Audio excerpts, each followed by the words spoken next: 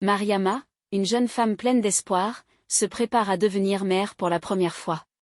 Elle quitte son village pour se rendre à l'hôpital de Dakar, accompagnée de son mari Idrissa et de sa tante Awa. Le trajet est marqué par les prières et les encouragements des proches, qui attendent avec impatience l'arrivée du bébé. Après un long et douloureux travail, Mariama donne naissance à un garçon, qu'elle appelle Amadou. Épuisée par l'effort, elle remarque à peine le chaos qui règne dans la maternité, où d'autres femmes accouchent en même temps. Les infirmières, débordées, emmènent Amadou pour un contrôle médical rapide. Fatou, une autre jeune femme ayant accouché le même jour, est également à l'hôpital. Elle donne naissance à une fille, Aïssatou. En raison de complications mineures, sa fille est placée en couveuse. Le destin commence à jouer son rôle, mais ni Mariama ni Fatou ne soupçonnent encore ce qui s'est passé. Mariama retourne dans son village avec Amadou, tandis que Fatou, vivant dans une autre région, rentre chez elle avec Aïssatou. Les deux femmes commencent leur vie de mère, mais Mariama ressent une étrange distance émotionnelle. Elle adore Amadou, mais un doute insidieux s'installe. Avec le temps, Mariama commence à remarquer des traits d'Amadou qui ne ressemblent pas à ceux de sa famille. Elle essaie de repousser ses doutes, mais son entourage commence également à poser des questions. Pourquoi ses yeux sont-ils si clairs ? Demande une voisine lors d'une fête. Ces remarques renforcent les craintes de Mariama. Lors d'un voyage au marché, Mariama rencontre Fatou pour la première fois. Elle est frappée par la ressemblance entre Aïssatou et elle-même. Les deux femmes discutent brièvement, mais Mariama repart troublée. Fatou, de son côté, remarque également quelque chose d'inhabituel dans le comportement de Mariama. Cette nuit-là, Mariama fait un rêve troublant.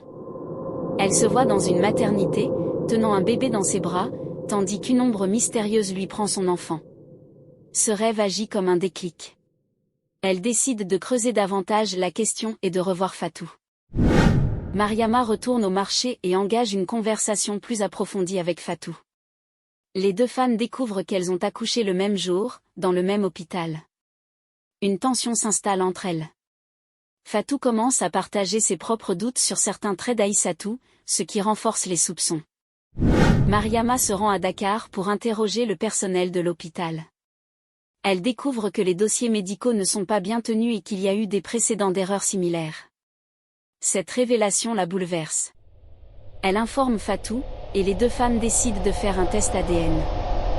Les résultats des tests confirment leurs soupçons. Amadou est biologiquement le fils de Fatou, et Aïssatou, la fille de Mariama.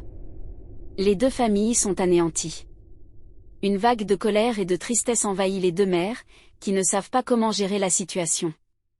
Idrissa, le mari de Mariama, accuse l'hôpital de négligence, tandis que le mari de Fatou, Sédou, exige des réponses. Les familles se réunissent pour discuter, mais les tensions sont palpables. Les grands-parents des enfants ont des opinions divergentes, certains veulent un échange immédiat, d'autres prônent la patience. Malgré la vérité, Mariama et Fatou réalisent qu'elles aiment profondément les enfants qu'elles ont élevés. Elles craignent que les enfants soient traumatisés si un échange brutal est imposé. Les nuits sont longues et remplies de prières et de larmes. Les deux familles organisent une première rencontre entre Amadou et Aïssatou. Les enfants, innocents, jouent ensemble comme s'ils se connaissaient depuis toujours. Ce moment renforce l'idée que les deux familles doivent trouver une solution qui protège les enfants. Idrissa et Sédou, déterminés à obtenir justice, engagent un avocat et lancent une enquête sur l'hôpital. Cette quête révèle d'autres cas similaires et met en lumière des dysfonctionnements systémiques. Cette lutte devient une cause commune pour les deux familles. Au fil des mois, Mariama et Fatou développent une amitié profonde.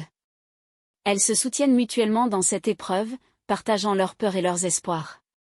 Leur lien devient une source de force pour leur famille. Lorsque les enfants atteignent l'âge de 6 ans, les mères décident de leur expliquer leur histoire de manière adaptée. Bien que troublés, Amadou et Aïssatou acceptent la situation avec une maturité surprenante, ce qui émeut leurs parents. Les deux familles décident de vivre plus près l'une de l'autre pour permettre aux enfants de passer plus de temps ensemble. Cela crée une dynamique unique où les enfants ont deux maisons et sont entourés de l'amour de deux mères et deux pères. Les mères organisent une cérémonie symbolique dans leur village pour officialiser leur décision de vivre comme une seule grande famille. Cet événement est marqué par des chants, des prières et des bénédictions, unifiant les deux communautés. L'histoire de Mariama et Fatou inspire de nombreuses familles dans leur région. Elles deviennent des figures de résilience et de pardon, et leur histoire attire même l'attention des médias locaux, ce qui aide à sensibiliser sur les erreurs médicales. Des années plus tard, Amadou et Aïssatou, désormais adultes, reviennent sur leur histoire avec gratitude. Ils rendent hommage à leur mère pour leur courage et leur amour inconditionnel. Leur lien, forgé dans une épreuve unique, devient un exemple de la force des relations humaines. L'histoire de Mariama et Fatou nous rappelle que l'amour transcende le sang et que les épreuves les plus douloureuses peuvent donner naissance à des liens extraordinaires. Merci d'avoir regardé cette vidéo jusqu'à la fin. Si tu as aimé, n'oublie pas de laisser un like, ça m'aide énormément. Et surtout, abonne-toi pour ne rien manquer des prochaines vidéos. Active la cloche pour être sûr, de recevoir toutes les notifications.